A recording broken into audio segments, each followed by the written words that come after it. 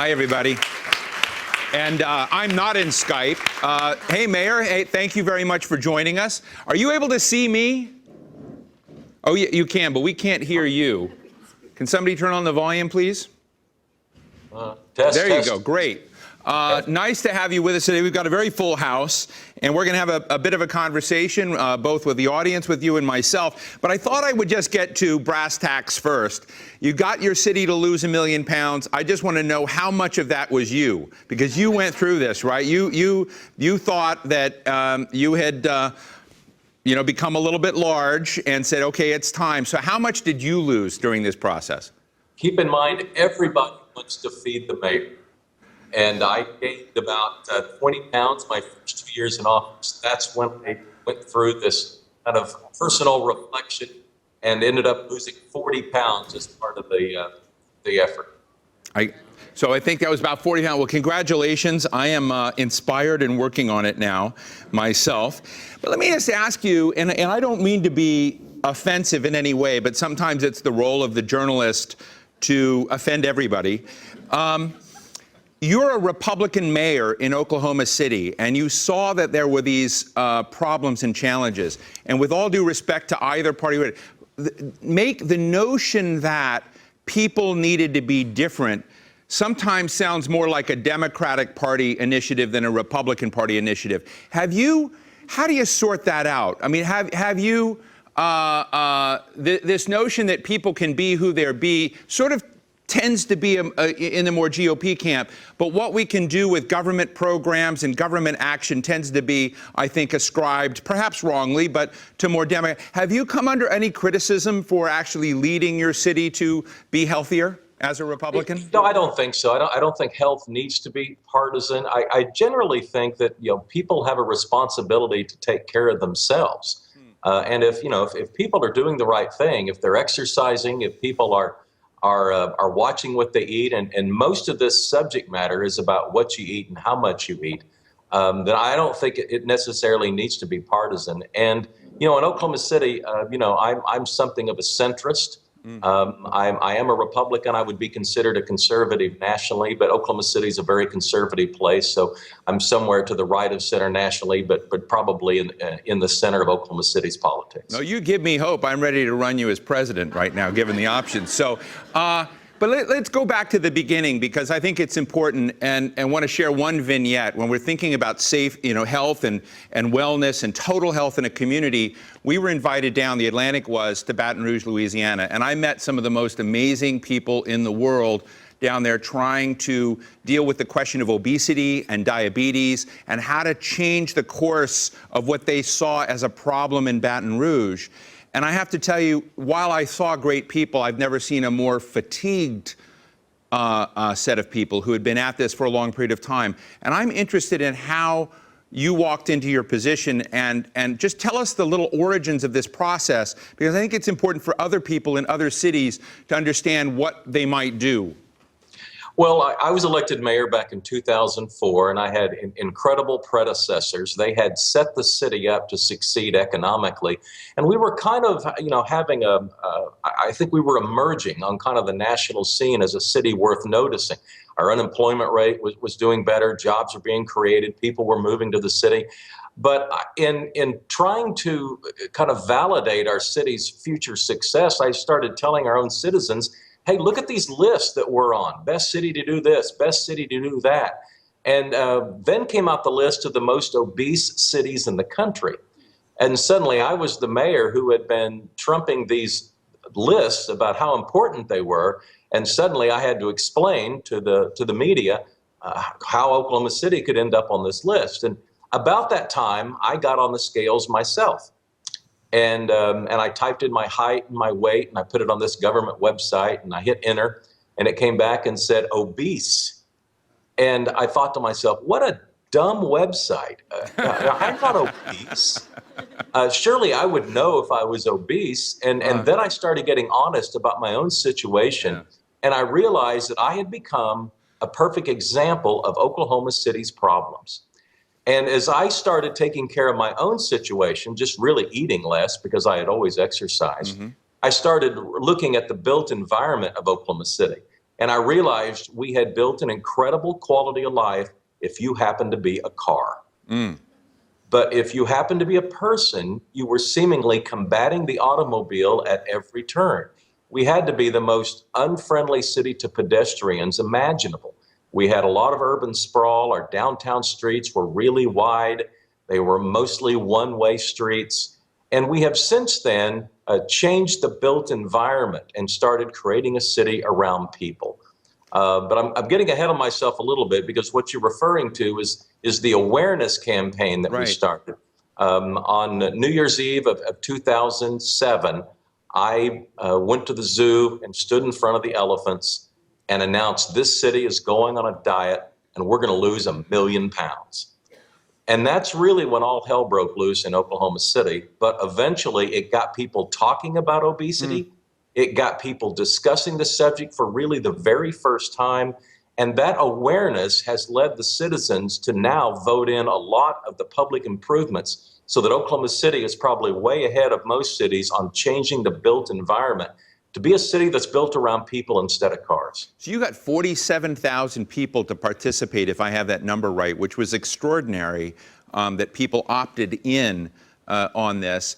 And the other bit of the story which I want to put on the table is you actually, Grover Norquist isn't very happy with you because you raised taxes, right? You put out a penny tax, 1 cent tax, to basically help fund the rerouting and redrawing and rebuilding of the city. Is that right?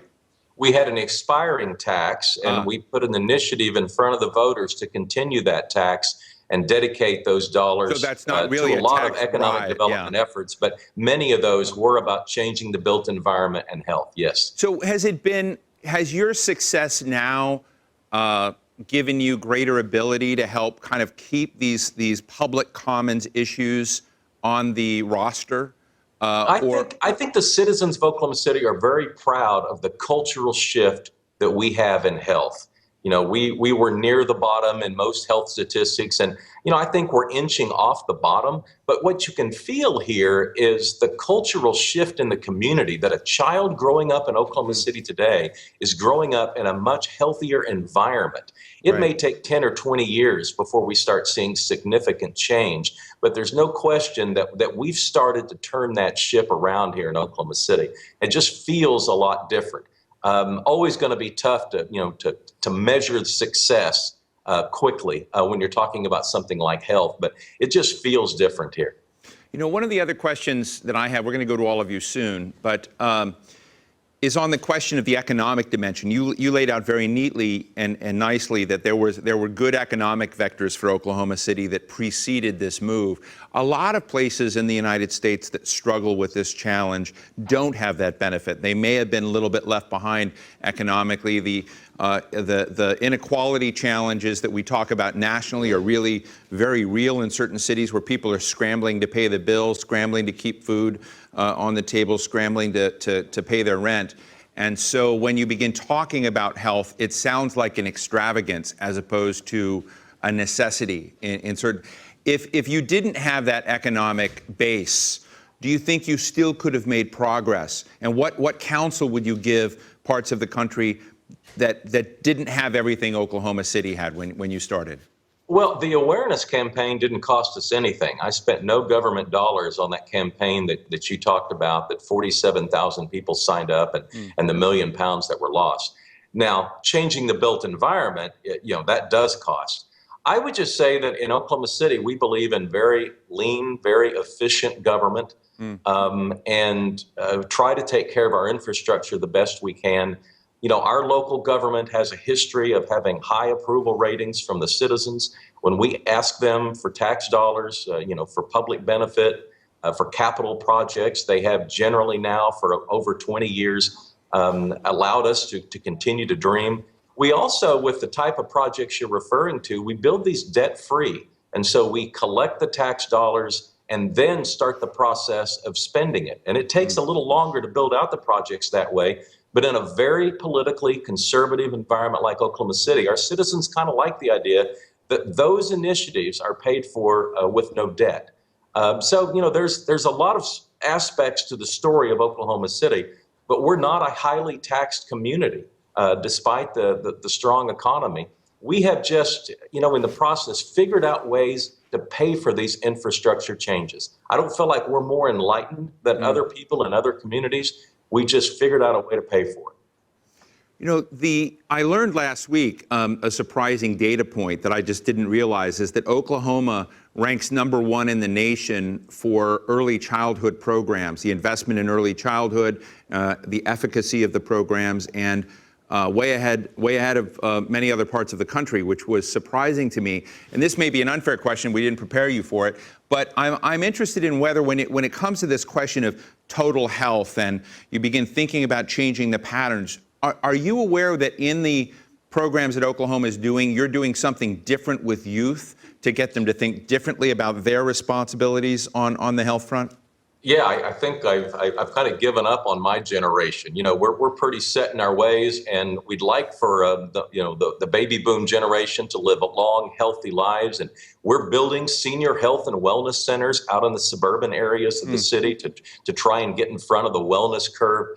But you're referring to our commitment to early childhood education, and indeed, the Oklahoma City public school system was the largest school district in the country to have all-day, fully funded pre-K. And we've been doing this in a growing response now for about 5 years, and we're anxious to see the long-term results. We still fall behind in a lot of educational standards, but pre-K and higher education are two of the strengths in our state. So what's your next act? So you've gotten the city to lose £1 million. Once you've done that, what's stage 2? Well, it's continuing to change the built environment, and with the city limits of 620 square miles, you can imagine how long that will ultimately take. But we're building hundreds of miles of sidewalks. We're building jogging and biking paths. The first of our senior wellness centers will open up this winter. The second one is already under construction. And so I think our citizens are actually anxious to see some of these projects come out of the ground. But I really believe that the built environment is going to be key to this generational change in taking better care of ourselves. Fascinating. Let me open up to the floor for comments, questions. We've got one right up here. Do we have microphones? There we go. This is Jessica Spiegel everywhere, and she's going to run. No. Sorry. Okay. This one, okay, and we'll come up here next. Just follow the pointer. Kate Clinton, have you challenged other cities to do the same? And if so, what has been the result? Thank you. Have you challenged other cities? Yeah, we have a lot of city leaders that from around the country that have come into Oklahoma City to see the things that we've done. And I think one of the things that they gravitate towards is our downtown streets. I mentioned before they were really wide and they were one-way. We've made all of the one-way streets two-way. We've narrowed them. We've put on-street parking in them. We've heavily landscaped them so that when you arrive downtown in Oklahoma City today, it's a place worth going to. We'd become a suburb of nothing. Downtown was completely dead 25 years ago. We have rebuilt the core of the city. And so when other people come in, especially if they come in from a Western city, usually the thing they appreciate the most is the downtown street grid looks brand new. And that's because it is. You're president of the U.S. Conference on Mayors. When you have your assembly of mayors, do you have a seminar on walking? Well, yes, we have worked with Jeff Speck, who's a Washington, D.C. based pedestrian-friendly expert. He's been in to help us work on our streets, and he'll be speaking at the U.S. Conference of Mayors meeting coming up in January. And you asked about mayors coming to Oklahoma City. We have about 50 mayors coming in this week for a leadership gathering. Does Jeff being from Washington, D.C. help or hurt his attendance? That's a good question. Jeff brings a lot of urbanist perspectives that when we first started having him into Oklahoma City were kind of new thoughts for our community. It was a whole completely different way of looking at how we zone our city and how we construct our city. Interesting. Len, right up here. We're going to get you a microphone. Thank you. Tell us who you are. Yes, Whitney. Go ahead. Whitney McKnight, documental and also founder of the Rooftop Summit. And what I'm interested in is your comment that it sounds like you're very homogenous in your city, where everybody is conservative and pretty much has the same point of view. But the takeaway I'm getting from what you're telling us here is that you identified that you have a problem, and instead of saying, you have a problem, I'm going to show you how to fix it, you said, I'll fix my problem and you can emulate me if you want to. So what I'm wondering is, do you think that the homogeneity of your city actually contributes to that? And I'm thinking, how applicable would be your example in a place like New York City, where it's very different? Thank you. Yeah. I would say that, from a diversity standpoint, our African American community is about 15%. Our Hispanic community is about 18%. And Asians are about 4 or 5%. American Indian about 1 or 2%. From a political standpoint, Oklahoma City is about half Democrats and half Republicans. But the really difference is how they view local government. I think because of the great work of my predecessors, we've developed a strength in doing what we said we were going to do. And, that faith in local government, it leads me to the conclusion that people have almost decided that, a lot in Oklahoma, there's a lot of people upset with the national government. They're not real pleased with state government, but they really like their local government. And I think that's a trend that I've inherited, and we're very protective of it. So, politically, I still think local government is where a person can have the largest effect and where the greatest change can take place. And I think Oklahoma City is a good example of that. And I just want to comment on this homogeneity, because I have been to Oklahoma City. My family happens to be from a couple hours north in Bartlesville, Oklahoma.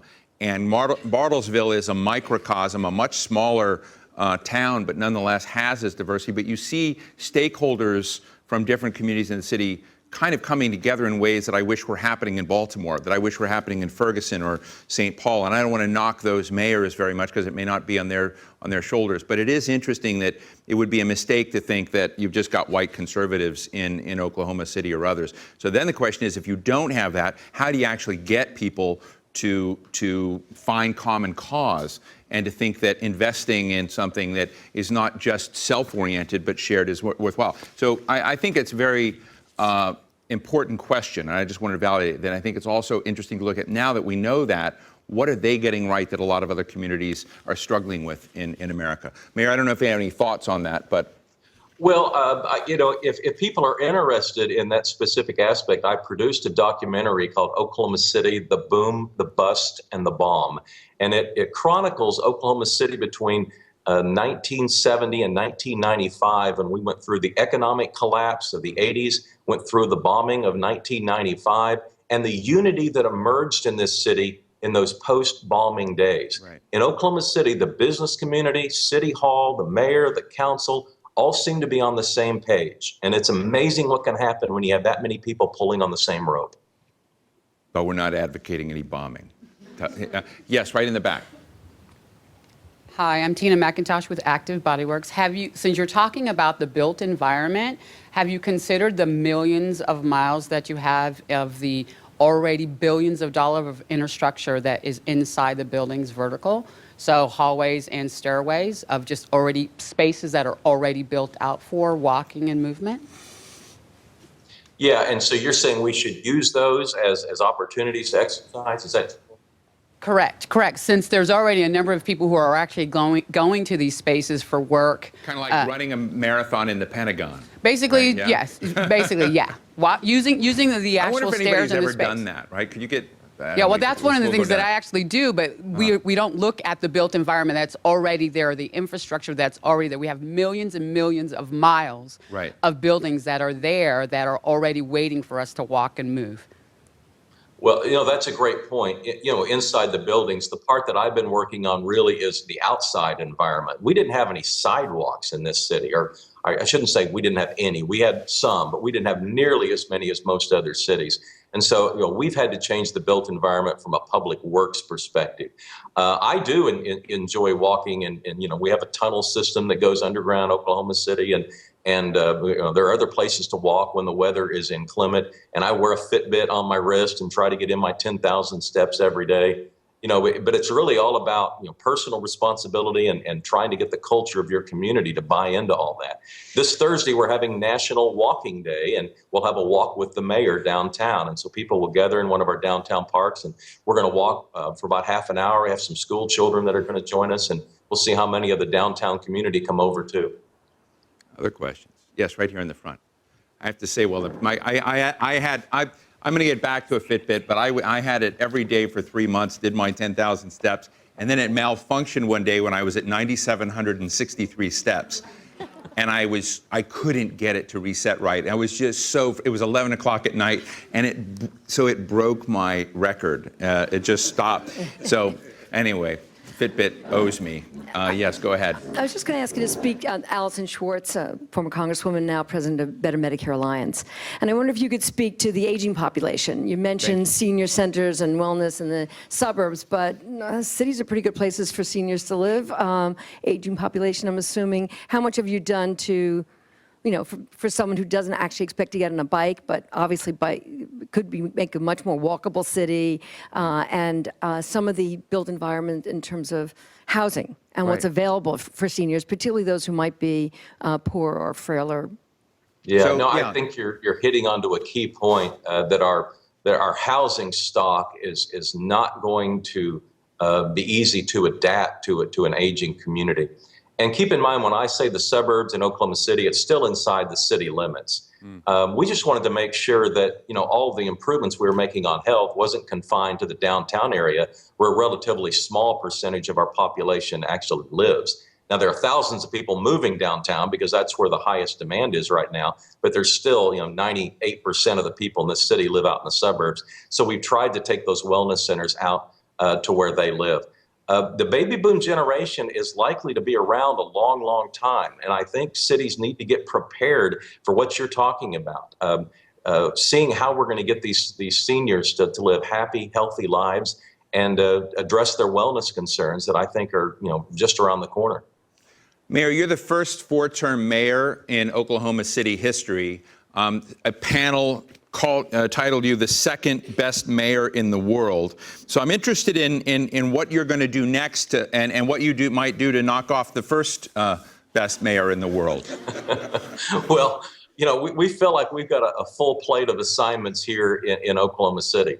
We've come a long, long way, but every day you wake up and you find another challenge. And so we don't rest on our laurels here. And even though, people from all over America are bringing in their leadership and their business leaders to see some of the things we've done and to try and emulate them, we haven't stopped dreaming. And we have another list of things that we want to implement around the corner and to try and keep these millennials coming into Oklahoma City in the large numbers that they are.